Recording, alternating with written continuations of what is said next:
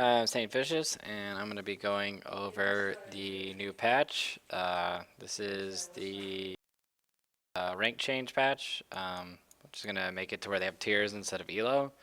I think it'll kind of like be cool that they're adding goals and stuff like that uh, that are more tangible. It feels like it's a more tangible goal. Like it's like I'm going to get gold or I'm going to get platinum or diamond. And there's more of those rather than just like a number you're trying to hit. So I think that's going to be kind of cool, and the divisions will be kind of cool too. But I don't think it'll really have like that much of a change where it's like, wow, this is revolutionary. It's really similar to StarCraft system, and I don't know. I think it'll be pretty cool though. But let's go over the actual changes. So Andy got a visual upgrade. That's whatever.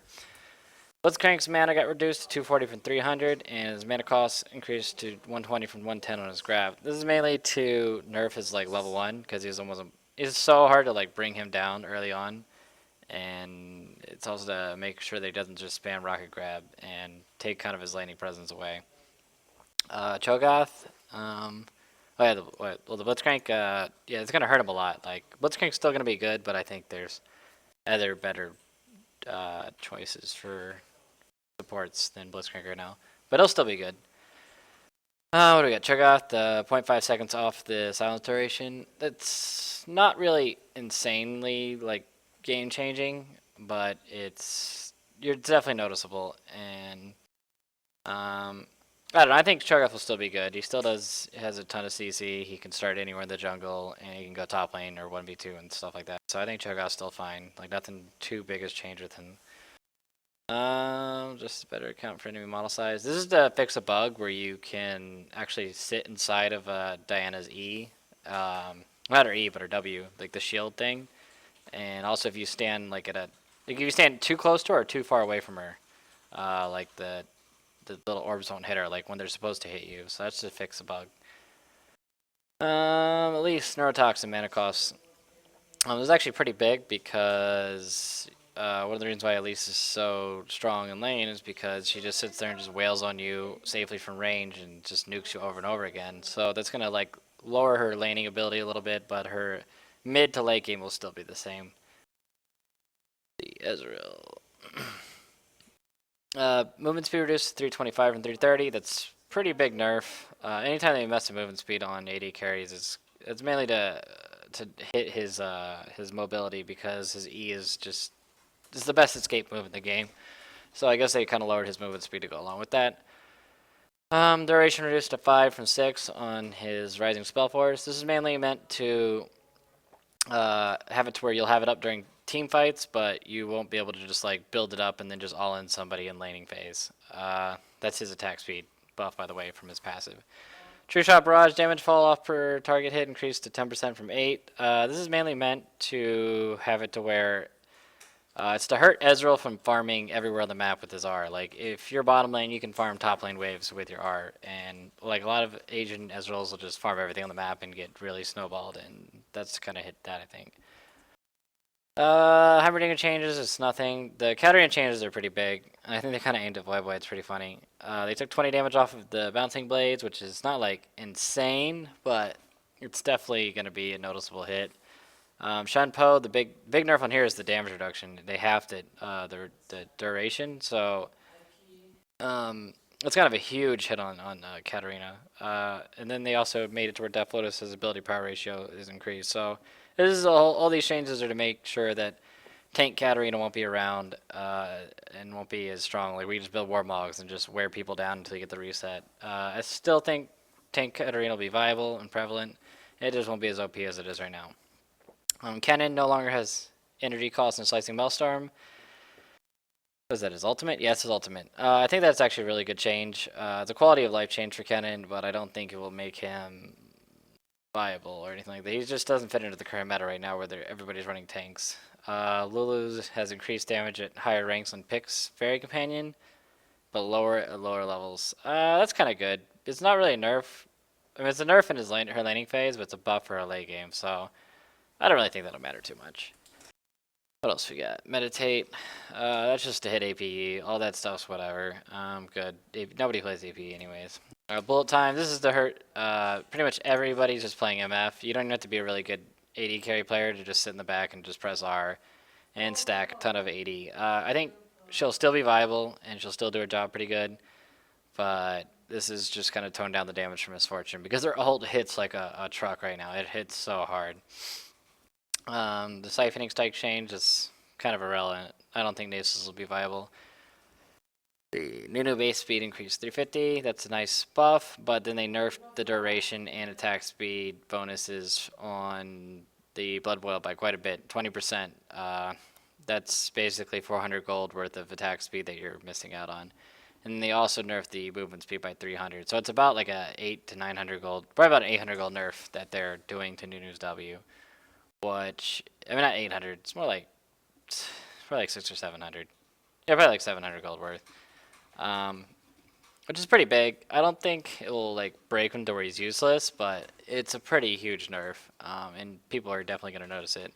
It's mainly to bring Nunu in line because late game Nunu buff to AD carry is just way too strong right now. And it's too strong on blue side too. Olaf, the undertow duration, that basically they nerfed Olaf into the ground. I don't think he'll be viable anymore. They should have just like done one of these changes. They should have either done the undertow change or they should have done the Ragnarok change. But they did both of them, so I feel like they just destroyed Olaf. I don't think we'll be seeing Olaf anymore.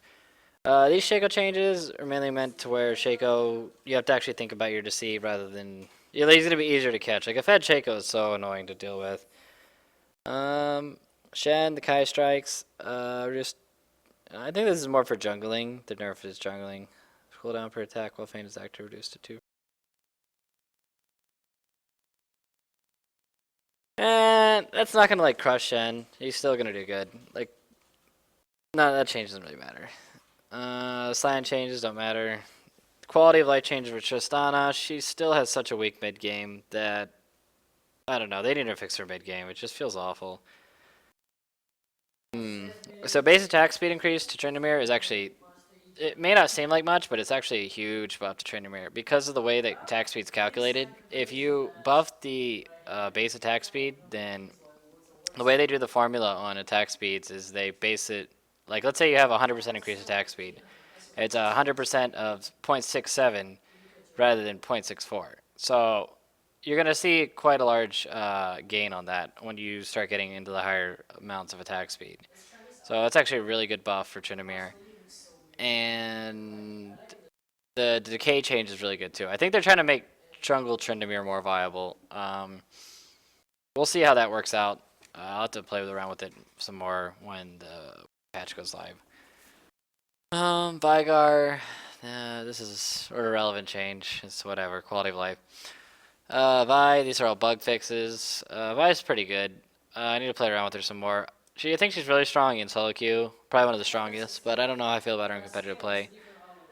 Same story for Volibear, the attack speed increase. Like, if you notice when Volibear gets his W ramped up, even though it gives you massive attack speed increases, it's not really that much, you don't feel like you're hitting that fast. So, the fact that it's going to be calculating based off of 0.658 rather than 0.625 is going to be a huge increase. Seeker's Arm Guard is a really nice addition because it's going to allow a lot of these APs that can't survive right now to lane against these super bruisers and assassins. So that's a good change. And the Zani's Hourglass change makes more sense too. That's good too. The Sightstone change is good. Costs more money, but gives you a better in-game slot item. So that's pretty nice. And I like that they made it cost 25 gold instead of 10 gold. I mean, give 25 gold instead of 10 gold when you kill them. Same thing for Ruby Sightstone. Giant's Belt, health reduce. That's nice because it's nerfed to Warmogs. And the bead change to Warmogs is a hit to it, but I still don't think that it's an insane nerf. Warmogs will still be just as viable as ever. It still gives so much health for the price. Yeah, Sunfire Cape. Combined cost. That's a pretty big thing on the combined cost. 2650. That's not groundbreaking, but it's going to be noticeable. Slight nerfs on both of these. Phoenix Codex. Various build paths to be more versatile on champions. That's irrelevant. And Nashor's Tooth change will actually help Kale a lot. And maybe I can't think of really any other champions that would be good on, but it's gonna help Kale. Just the fact that it's cheaper, you can get it get it earlier. Maybe you'll actually see it on some other AP carries that attack fast. Like I don't know, maybe it beats me. Banner command, Phoenix Codex. That's an irrelevant change. Deathfire Grass, irrelevant change. Morellonomicon. This is actually going to be a good change because it's a really cheap, high CDR AP item. Maybe people will be getting that instead of Athenes in some circumstances. And it also gives a nice healing debuff. And the Athenes mana right here, 2600 gold instead of 28. That's actually really good too. It's going to make it really cheap. Bloodthirster, this is actually a really huge hit to ADs and bruisers. Before, Bloodthirster is one of the most gold effective items in the game. It still is, but it's going to be more in line with IE. Like, it was never appropriate to get IE over Bloodthirster because the huge price differences. So now it's going to be more circumstances where you can get an IE instead of just rushing Bloodthirster into Shiv or something like that. Black Cleaver changes are really huge. They reduced the health on it, which is like 100 health nerf is pretty big, even though they're keeping the price. The max stack increased to 5, so that means you have to hit people more. Armor reduction, they got nerfed as well. Armor